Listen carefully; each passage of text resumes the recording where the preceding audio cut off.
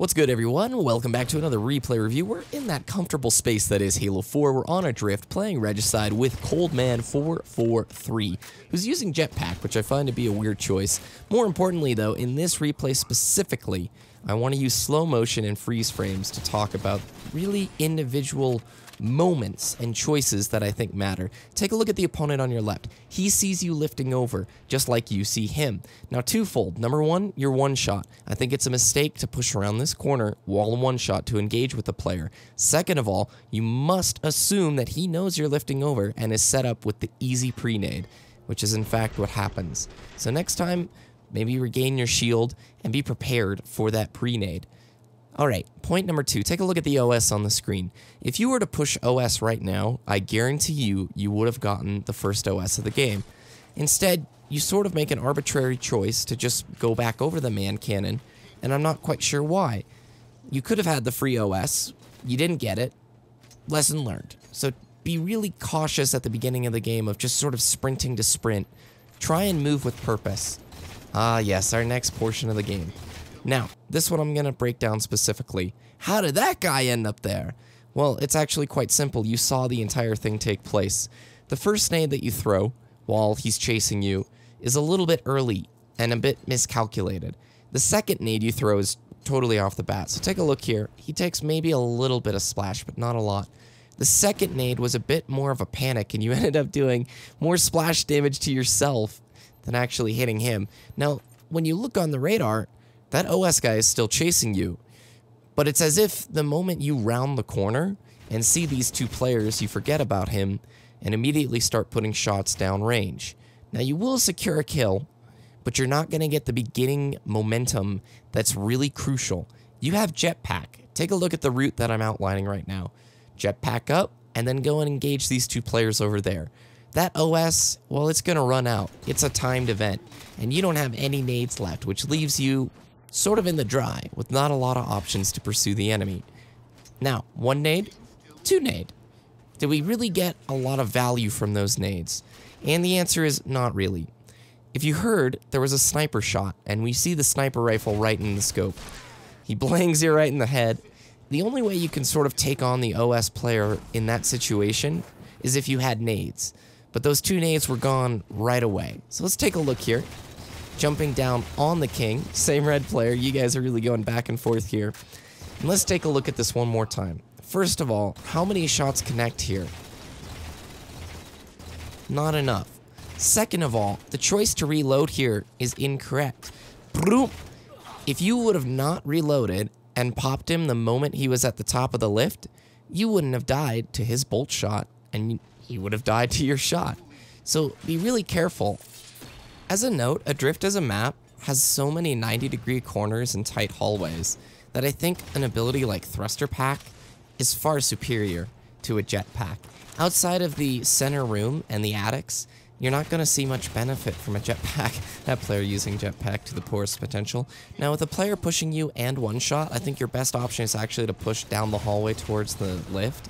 To go in for that fight as early as you did was a bit strange because you were one-shot and being pushed. I think your best option would have been to actually go back down the tunnel and then let those two, players engage and then go for it. So pushing up, this is, oh no! That's where Jetpack, I guess, serves its purpose, but dropping to the floor is a bit of a disappointment there. It's alright. It's alright. I could talk about it all day, I guess, but probably no point in doing so. It's just my opinion.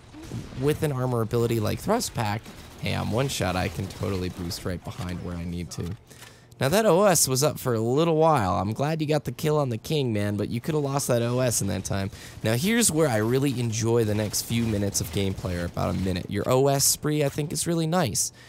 When you get the OS, you started prioritizing getting kills done quickly and being as aggressive as possible. One thing to note here, your right trigger spam is consistent through this game. You're almost always just smashing the right trigger as fast as possible. And don't think of smash as a bad, word, but you are really mashing out shots as quickly as possible, which leads to really awkward engagements like that, where it feels like you're struggling to sort of pinpoint the opponent. You see what I'm saying? There's about 7 or 8 shots in that string that aren't connecting with anything. And that comes down to this, I want to shoot the BR as fast as possible. It's better to shoot the BR in a rhythm that ensures hits on the opponent's body rather than shooting the BR as fast as possible. If you're in a 1v1 and you're in octagon and you've reached a point where you're really comfortable on the sticks, then the max speed shots will start happening and you'll be able to snap on target and stay on target at that maximum speed. But it doesn't look like you're at that comfort level yet, so I'd rather wait till the reticle is going to guarantee you a shot rather than pushing that stick as fast as possible. Now that the OS is done, things are going to change. Now I'm about to do something that I don't like to normally do on these replay reviews, which is talk about accuracy. But in the case of this gameplay, I'm going to have to. Before I do, take a look at the sniper rifle on the floor. Your somewhat reckless pursuit of the king, the next 3 respawns, is going to lead you to miss this sniper twice. You know, you really didn't pick up the sniper at all in this game, and that does hurt you. More than you would think. More than most players think. The power weapons are called that for a reason. Once again, off respawn, you're making it your sole goal to get right back over to the king.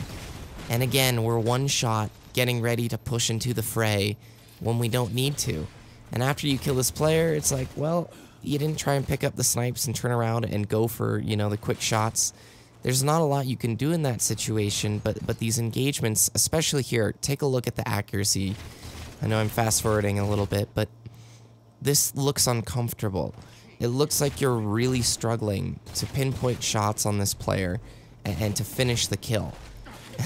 There were too many shots that just didn't connect. And that stayed the same throughout pretty much the whole gameplay. If you look at the leader, he had multiple OSs. He also had multiple sniper pickups. Those are 2 advantages that you want to give yourself in every game. And at least try for those power-ups. At least try to get the sniper rifle because it's such an easier kill, or at least an easier body. Even if you don't get anything done with it, it's still the right thing that you want to train yourself to be able to do. So Cold Man, I'm going to leave you with 3 simple things, some homework that you can do. When you practice, you want to practice specific things. It's overwhelming and it's too much to try and do everything at once. There's a trick in StarCraft 2 where you focus on one aspect of your gameplay at a time, because to try and refine everything at once is too overwhelming and there's just no way to do it. So number 1, pull 1 power weapon every match. I don't know how much you practice or how much you're playing, but in your games, that's a rule, and it should be a goal. I'm going to pull a power weapon this game. And, you know, even better would be 1 to 2 power weapons, and then after 2, you know, 3, and start timing and getting these pickups down. When you see that icon on your screen, you go. And soon, you'll be preparing for that icon and knowing, hey guys, that's coming up really soon, and already being over there ready to pick it up. So 1 power weapon every game. I guarantee you're going to see improved results. Number 2. Slow down your shot. The importance of every burst is so crucial. And if you start thinking about, you know, pulling the trigger when you're ready to fire rather than just spamming the right trigger as fast as possible, you're going to see improved accuracy and benefits. Now I'm going to tell you the same thing I tell just about everybody who struggles with accuracy. Get into Octagon. Play Octagon with a friend 10 minutes a day. There's no, like, faster way to improve your gunfighting in Halo. Hands down, there's no faster way. If you don't have a buddy to play, go do Spartan Ops, go do Campaign on Easy, just something that'll help you get more consistent with the shots you're putting down range. And finally, number 3, I would really like to see you try a couple different armor abilities, and I'm going to have 2 suggestions here. First is Thruster Pack. I think it's the best ability in all of Halo 4.